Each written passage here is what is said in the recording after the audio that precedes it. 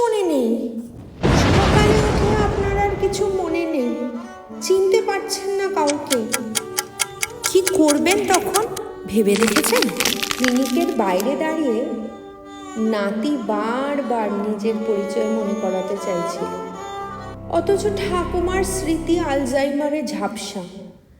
ঠিক তখন এক আর্টিস্ট এসে বলল, একটা পোর্ট্রেট আঁকতে দিন, এতে উপার্জন করেই দুমুঠো খাবার জোটে আমার। কিন্তু নাতি তাকে ধমকে সরিয়ে দিল, এমনিতেই আমার মাথাটা পুরো ঘেঁটে আছে, যাও যাও, এসব অকাজ কুকাজ না করে কাজের কাজ করো রোজগারের জন্য। কিন্তু নাতি যখন একটা ফোন কলে ব্যস্ত, ঠাকুমা সেই শিল্পীর দিকে তাকিয়ে নরম স্বরে বললেন, আমার ছবি আঁকবে বাবা? পেন্সিলের স্ট্রোকে ধীরে ধীরে ফুটে উঠল এক বনেদি বাঙালি বাড়ির দৃশ্য।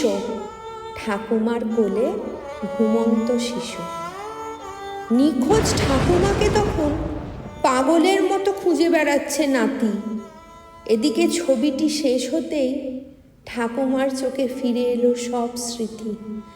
কাঁপা গলায় ডাক দিলেন, শুভ, আমার সোনা বাবা। হতভম্ব নাতি শিল্পীর সামনে মাথা নিচু করে ক্ষমা চাইল। শিল্পী ফিরিয়ে দিল সম্পর্কের আলো।